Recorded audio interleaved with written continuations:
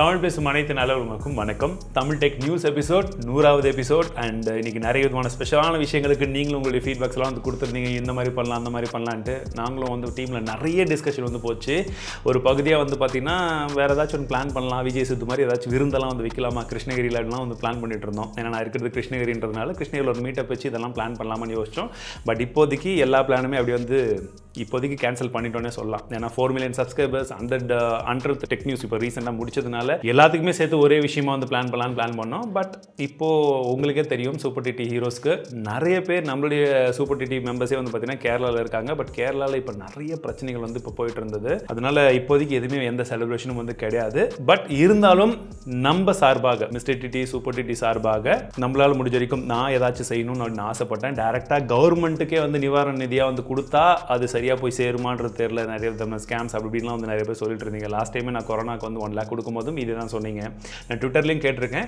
அவங்க மூலியமாக நம்ம சார்பாக 4 million அப்படின்றதுனால 40,000 rupees நான் இப்போதைக்கு வந்து என்னால் முடிஞ்ச வரைக்கும் ஒரு கை பிடிச்சி அவங்களை தூக்கி வர மாதிரி ஒரு சின்ன ஒரு விஷயமா வந்து இருக்கும் அப்படின்ற ஒரு ஆசை மட்டும் இருக்குது. நம்ம எல்லாருடைய சார்பாகவும் நான் செய்யறதுக்கு கடமைப்பட்டிருக்கேன். அது உங்ககிட்டயும் வந்து ஷேர் பண்ணுறதே இந்த 100th எபிசோடோடைய மிகப்பெரிய ஒரு கடமையாக நான் பார்க்குறேன். ஸோ இருந்தாலும் இந்த எபிசோடு வரைக்கும் தொடர்ந்து தமிழ் டெக்குக்கு சப்போர்ட் பண்ணிட்டு இருக்கக்கூடிய அனைத்து நல்ல உள்ளவங்களுக்கும் மிகப்பெரிய நன்றிகள். இன்க்ளூடிங் இந்த மாதிரி என்னால் ஒரு சில விஷயங்களுக்கு வந்து சின்னதாச்சும் ஏதாச்சும் ஒரு விஷயங்கள் பண்ண முடியுது அப்படின்னாலுமே அதுக்கு நீங்கள் எல்லாரும் கொடுக்கக்கூடிய ஊக்கமும் உங்களுடைய பாசிட்டிவிட்டி தான் மிகப்பெரிய காரணம்.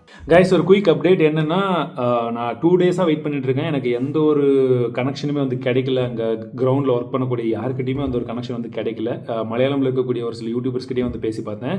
சிஎம் ஃபண்ட் இதை மட்டும்தான் இருக்கிறதுலே ஒன் அண்ட் ஒன்லி ஆப்ஷன் அப்படின்னு வந்து சொன்னாங்க. சரி, ஒரு விஷயம் வந்து செய்யறது எந்த அளவுக்கு முக்கியமோ அது கரெக்டான டைம்ல தேவைப்படக்கூடிய டைம்ல செய்யறது ரொம்பவே முக்கியம். அவங்களுக்கான விஷயம் போய் சேர்றது ரொம்பவே முக்கியம் அப்படின்னு சொல்லி நம்புற ஒரு ஆள் நான். அதனால சரி, இதுக்கு மேலே டிலே பண்ண வேணாம்னு சொல்லிட்டு இமீடியட்டா சிஎம் ஃபண்டுக்கு 40,000 வந்து ட்ரான்ஸ்ஃபர் பண்ணிட்டோம். சூப்பர் டிடிக்கு தான் மிகப்பெரிய நன்றிகள் சொல்லும். நீங்களா அது சாத்தியமே வந்து கிடையாது. நம்ம எல்லாருமே சேர்ந்து தான் இதை வந்து சாத்தியப்படுத்தியிருக்கோம். ஸோ ஒரு மிகப்பெரிய நன்றிகள். ஹோப்ஃபுல்லி சீக்கிரம் மீண்டு வருவாங்கன்னு எதிர்பார்க்குறோம் நம்முடைய கேரள தோழர்கள், நண்பர்கள். ஸோ 100th எபிசோடில் இந்த கிவ்அவே வின்னரையும் நான் அனௌன்ஸ் பண்ணிடலாம்னு நினச்சேன். பட் இப்போதைக்கு நான் அனௌன்ஸ் பண்ணல. அதற்கான காரணம் என்னன்றதும் நான் சொல்கிறேன். பட் இருந்தாலும் ஒரு சில பேர் கண்டினியூஸாக அந்த ஸ்டுடியோ டூர் 4லேருந்தாக இருக்கட்டும், நிறைய வீடியோஸில் ஃபீட்பேக்ஸ்லேருந்து கண்டினியூஸாக வந்து சப்போர்ட் கொடுக்குறதுலேருந்து அந்த மாதிரி நிறைய பேர் இருக்கீங்க. அதிலிருந்து ஒருத்தருக்கு மட்டும்தான் இதில் என்னால் கொடுக்க முடியும். ஓகேங்களா? ஸோ அந்த ஒருத்தர் யாருன்றதை நம்ம இப்போது சுதந்திர தினம் செலிப்ரேட் பண்ண போகிறோம் இல்லையா, அப்போது யார் என்னன்றதை அஃபிஷியலி வந்து நான் அனௌன்ஸ் பண்ணுறேன். ஸோ தொடர்ந்து அது வரைக்கும் வந்து அந்த கிவ்அவே கான்டெஸ்ட் போய்கிட்டே இருக்கும். அண்ட் லேப்டாப்பை பொறுத்த வரைக்கும் சூப்பராக இருக்குங்க. லாஸ்ட் 1 week வந்து டெஸ்ட் பண்ணிட்டு இருக்கோம். இன்னொரு வீடியோ ரெடி பண்ணிட்டு இருக்கோம். ஸோ யாராக இருந்தாலும் அந்த வின்னர் வாழ்த்துக்கள். டெக் நியூஸ்குள்ளே போயிடலாம். ஃபர்ஸ்ட் விஷயம் என்னென்னு பார்த்தீங்கன்னா, அமேசான் மற்றும் ஃப்ளிப்கார்ட்டில் அடுத்த சேல் திரும்ப வரப்போகுது. 6ஆம் தேதினா இன்றைக்கி நீங்கள் பார்க்கும்போது என்ன 4ஆம் தேதி. ஸோ இன்னும் ஒரு 2 நாளில் வந்து சேல்லாம் வந்து வந்துடும். இது வந்து பார்த்தீங்கன்னா அமேசான் கிரேட் ஃப்ரீடம் சேல். அவன் வந்து கோட் சேல்னு வச்சான், கிரேட்டஸ்ட் ஆஃப் ஆல் டைம்னு வச்சான். இவன் கிரேட் ஃப்ரீடம் சேல்னு வைக்கிறாங்க. இப்போ ஃப்ளிப்கார்ட்டில் வந்து பார்த்தீங்கன்னா ஃப்ளாக்ஷிப் சேல். என்னென்ன வார்த்தை இருக்கோ எல்லா வார்த்தையும் போட்டு தள்ளுறாங்க நண்பர்களே. அண்ட் இது வந்து பார்த்தீங்கன்னா 6ஆம் தேதியிலேருந்து ஆரம்பிக்க போகுது. SBI கார்டு இருந்தால் நீங்கள் அமேசானில் வந்து ஒரு சில டிஸ்கவுண்ட்ஸ் கிடைக்கும். ICICI எஸ் பேங்க் இருந்ததுன்னா உங்ககிட்ட ஃப்ளிப்கார்ட்டில் ஒரு சில டிஸ்கவுண்ட்ஸ் வந்து கிடைக்கும். பட் இதற்காக நான் டெடிகேட்டட் வீடியோ போடணும்னு தெரியல.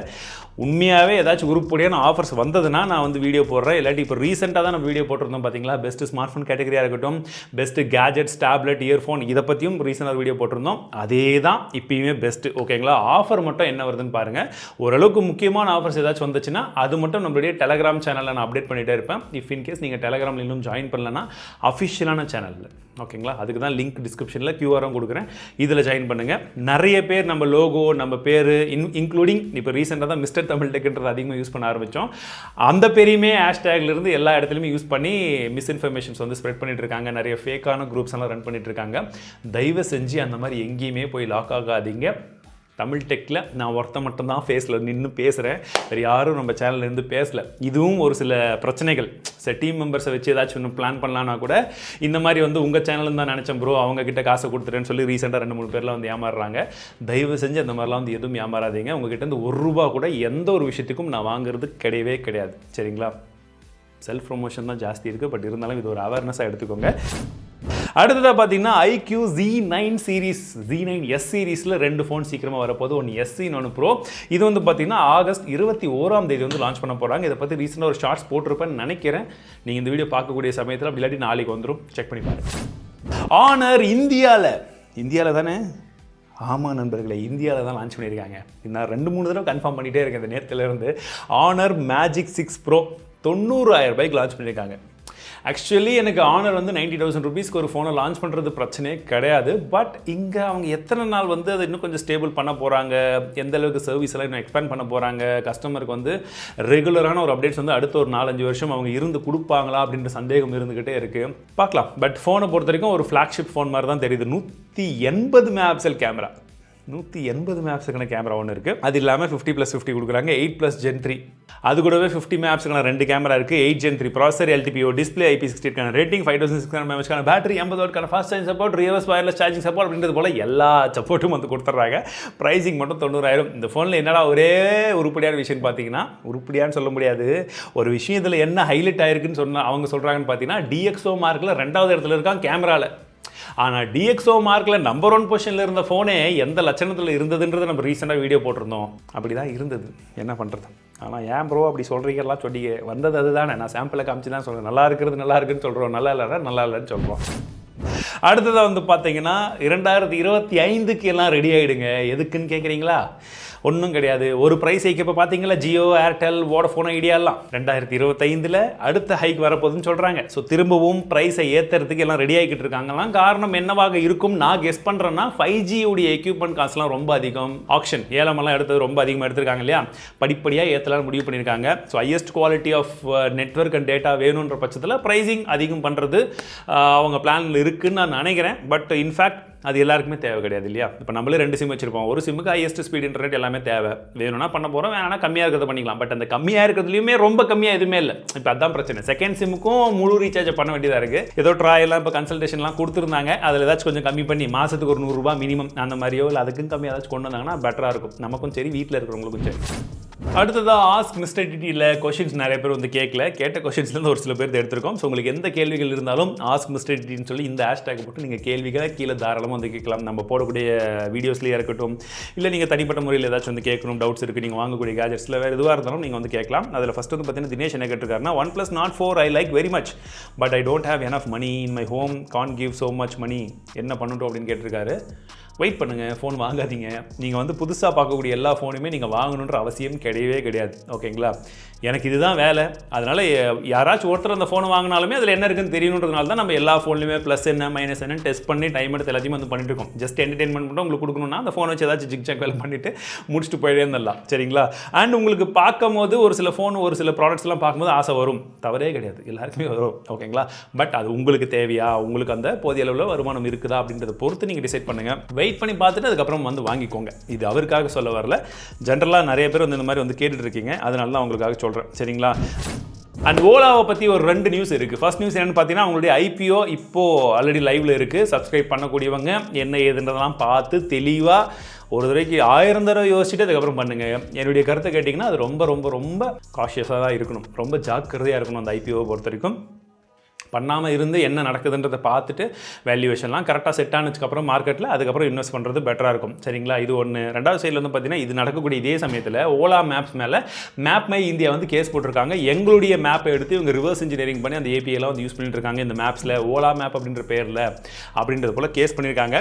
ஸோ உஷாராக இருந்துக்கோங்க.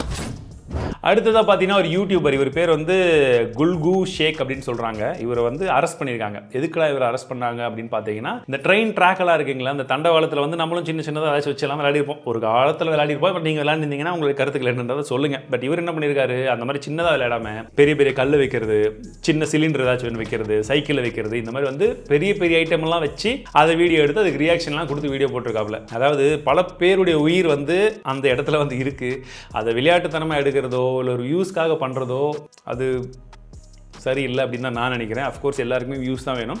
பட் அதற்காக பல வழிமுறைகள் இருக்குது. அந்த மாதிரி ஏதாச்சும் செஞ்சால் நல்லது. மற்றவங்களுடைய உயிரிலும் மற்றவங்களுடைய உணர்விலும் விளையாடாத வரைக்கும் பிரச்சனை இல்லை. உலகத்திலேயே அதிகமாக விற்கக்கூடிய ஸ்மார்ட் ஃபோன்ஸ் பற்றி என்ன தெரியுமா? ஐஃபோன். இந்த மாதிரி தான் நண்பர்கள் இருக்குது. பார்த்தீங்கன்னா ஐஃபோன் 15, 15 ப்ரோ மேக்ஸ், 15 ப்ரோ இதுதான் டாப் 3ல இருக்குது. சரி, அதுக்கப்புறமாச்சு நம்ம சாம்சங் இருக்கிறாப்லையே அவர் இதெல்லாம் ஃப்ளாக்ஷிப் இருக்கான்னு கேட்டால் அதுதான் கிடையாது. போன வாரம் கூட கமெண்ட் செக்ஷனில் நம்ம நண்பர் கேட்டிருந்தார், இந்த ஏ சீரிஸ்க்கு எம் சீரிஸ்க்கு என்ன ப்ரோ வித்தியாசம்னு. அப்போ நான் என்ன சொல்லணும் பாருங்கள், அதே தான் வந்திருக்கு. ஏ சீரிஸ் தான் அந்த டாப்பில் இருக்குது. A15 இருக்குது, அதுக்கப்புறம் A15லேயே 4G 5G ரெண்டுமே இருக்குது. அதுக்கப்புறமாவும் ஐஃபோன் 14, திரும்ப A55 இருக்குது. அதாவது ஏ சீரிஸ் எல்லாமே எங்கடானா வேர்ல்டு ஃபுல்லாக அதிகமாக செல் ஆகிற ஸ்மார்ட் ஃபோன். அதனால தான் அந்த ஃப்ளாக்ஷிப் மாதிரியே எல்லாம் கொண்டு வந்து இது பண்ணிடுறது. நமக்கு ஜிக்சாக் பண்ணி மட்டும் எம் சீரிஸ் எஃப் சீரிஸ் எல்லாம் கொஞ்சம் கொடுத்துறது, அதில் ஏதாச்சும் ஒன்று ரூபாய் தர்றது, மற்றதெல்லாம் டுபாகூரா தந்துடுறாங்க.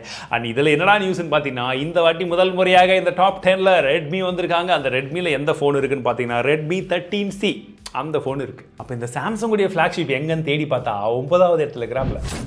அண்ட் OnePlus யூஸருக்கு ஒரு நல்ல நியூஸ் என்னன்னு பார்த்தீங்கன்னா, ஒருவேளை உங்ககிட்ட OnePlus 8 Pro 8T இல்லை 9 9Rலாம் வந்து இருந்ததுன்னா one time free screen replacement உங்களுக்கு இப்போ அஃபிஷியலி வந்து OnePlusஸே வந்து கமிட் பண்ணியிருக்காங்க. ஸோ உங்ககிட்ட அந்த ஃபோன் இருக்குது, டிஸ்பிளேல ஏதாச்சும் பிரச்சனை இருக்குன்னாலும் சரி, இல்லாட்டியுமே சரி, நீங்கள் எடுத்துகிட்டு போய் OnePlus உடைய அஃபிஷியல் ஸ்டோரில் கொடுத்து ஒன் டைமாக ஃப்ரீ ஸ்க்ரீன் ரீப்ளேஸ்மெண்ட் பண்ணிக்க முடியும். கூடவே வந்து பார்த்தீங்கன்னா உங்களுக்கு சர்வீஸ் மற்றும் கிளீனிங்குமே வந்து இலவசமாக செஞ்சு தருவாங்க. இது முதல்ல ஒரு OnePlus யூஸர் உங்கள் ஃப்ரெண்ட்ஸ் யாராச்சும் இருந்தாங்கன்னா உங்களுக்கு ஷேர் பண்ணிவிடுங்க. அண்ட் தப்பி தவறி யாராச்சும் இந்த ஃபோனை வச்சுருந்து முன்னாடியே க்ரீன் ஸ்க்ரீன் இஷ்யூ வந்து கையிலிருந்து காசை போட்டு ஏதாச்சும் ரெடி பண்ணியிருந்தாங்கன்னா அவங்களுக்கும் ரீஃபண்ட் OnePlus தரப்புலேருந்து கொடுத்தாங்கன்னா நல்லாயிருக்கும் அப்படின்றது என்னுடைய தாழ்மையான கருத்து. அண்ட் ரீசெண்டாக நம்ம டெல்லி போயிருந்தோம். நிறைய பேர் ட்விட்டரில் ஃபாலோ பண்ணவங்களுக்கு தெரிஞ்சிருக்கும், இல்லை நம்ம வாட்ஸ்அப் குரூப் வாட்ஸ்அப் சேனலில் இருக்கிறவங்களுக்கும் தெரிஞ்சிருக்கும். நான் ஃபோட்டோஸ்லாம் போட்டிருந்தேன். அதில் வந்து பார்த்தீங்கன்னா ஸ்னாப்ட்ராகனுடைய ஈவெண்ட்டில் குறிப்பாக Snapdragon 4S Gen 2 அப்படின்னு சொல்லக்கூடிய ஒரு ப்ராசர் வந்து லான்ச் பண்ணாங்க. இது அந்த 8000 ரூபாய் செக்மெண்ட்டில் 5G கொண்டு வரக்கூடிய ஒரு ப்ராசர் அப்படின்னு சொல்லியிருந்தாங்க. அண்ட் இதில் வந்து பார்த்தீங்கன்னா உங்களுக்கு 1 Gbps சப்போர்ட் இருக்குது 5Gயில். அண்ட் உங்களுக்கு வந்து குயிக் சார்ஜ் 4.0 சப்போர்ட்டுமே இருக்குது. இது எல்லாமே வந்து இந்த செக்மெண்ட்டில் நாங்கள் கொண்டு வந்திருக்கோன்றது போல் அதை லான்ச் பண்ணாங்க. ஃபோன் வந்தால் தான் எக்ஸாக்ட்லி எப்படி இருக்குது ஆப்டிமைசேஷன்லாம் அந்த பட்ஜெட்லன்றதை சொல்ல முடியும். அண்ட் கூடவே அந்த எக்ஸிலீட் அப்படின்னு சொல்லக்கூடிய அந்த ARM ஆர்கிடெக்சரில் வரக்கூடிய அந்த ப்ராசஸர் இருக்குது இல்லைங்களா, அதுவுமே நிறைய லேப்டாப்ஸில் வந்து வச்சுருந்தாங்க. ஃபுல் ஃப்ளெஜ்டாக டெஸ்ட் பண்ணி பார்க்க முடியல. பட் இனிஷியலாக பார்க்கும்போது ஓரளவுக்கு ஓகேவா தெரிஞ்சது. வரட்டும், நம்ம கையில் ஏதாச்சும் ஒரு லேப்டாப் வந்ததுன்னா அப்போ எப்படி இருக்குன்னு பார்க்கலாம். அண்ட் அடுத்தது என்ன கேட்குறாங்கன்னா, Samsung is promising 4-year software update in budget segment. Does the phone can handle this much, specially Exynos ப்ராசஸரில் இது தாங்குமா 4 வருஷம் அப்டேட்னு கேட்டிருக்காப்புல. இதுக்கு உண்மையான பதில் என்னென்னா தெரியாதுங்க. ஏன்னா நாங்கள் ரீசெண்டாக நத்திங் ஃபோன் 2A வந்து பார்த்தீங்கன்னா ஒயிட் கலர் பிளாக் கலர் ரெண்டுமே வாங்கி ரெண்டுத்தையுமே ஒரே டைமில் டெஸ்ட் பண்ண ஆரம்பிச்சிருந்தோம். பட் சர்ப்ரைசிங்லி இதுக்கு முன்னாடி நான் 2-3 தடவை அந்த மாதிரி ரெட்மி இது இன்னொரு தடவை வந்து பார்த்தீங்கன்னா சாம்சங் தான் கூட டெஸ்ட் பண்ணியிருக்கேன். பட் இந்த அளவுக்கு டிஃப்ரென்ஸ் எனக்கு வந்ததே கிடையாது. ஒரே ஃபோன் இது ஒயிட் கலரில் பக்குனா பக்கு அந்தளவுக்கு இருந்தது என்கிட்ட இருந்ததில். பிளாக் கலரில் சூப்பராக இருந்துச்சு. இன்க்ளூடிங் கேமராவுமே பார்த்தீங்கன்னா இதில் நல்லா இம்ப்ரூவ்டாக இருந்தது. ரெண்டுத்துலேயுமே ஒரே அப்டேட் இருக்கும் போதே ஓகேங்களா. அதாவது ஒரே ப்ராசஸர் இப்படி இருக்கும் போதே ஒரு அப்டேட்டில் இவ்வளோ மாறுபாடுகள் இருக்குது. எக்ஸினோஸ் இவங்க என்ன பண்ணுறாங்க எப்படி இருக்குதுன்னே தெரில. 2 வருஷத்துக்கு முன்னாடி வரைக்கும் நல்லா இருந்துச்சு ஒரு சில ப்ராசஸர்ஸ். பட் இப்போ எப்படி பண்ணுவாங்கன்னு தெரியாது. 4 வருஷத்துக்கு அப்புறம் அவங்க கொடுக்குற அப்டேட் கரெக்டாக இருக்குமான்னு தெரியாது. கரெக்டாக இருந்ததுன்னா நல்லாயிருக்கும், கரெக்டாக இல்லைனா காலி ஆகிடும். ஸோ நம்ம எந்த ஒரு பிராண்டுமே லாங் டேர்ம் கமிட்மெண்ட்டில் அவங்க எப்படி இருப்பாங்கன்றது நம்ம யாராலையுமே வந்து கெஸ் பண்ண முடியாது ஓகேங்களா. இதுவுமே அதே மாதிரி தான். பட் 4 வருஷம் நீங்கள் ஒரு சாம்சங் ஃபோனை வாங்கணும்னு முடிவு பண்ணிட்டீங்கன்னா at least you will know okay 4 வருஷத்துக்கு அவங்க அப்டேட் தராங்கப்பான்ற ஒரு நம்பிக்கையாச்சும் இருக்கும். நான் அதை தான் சொல்கிறேன் ஓகேவா. ஹோப்ஃபுல்லி ஓரளவுக்கு கிளியர் பண்ணியிருப்பேன்னு நினைக்கிறேன்.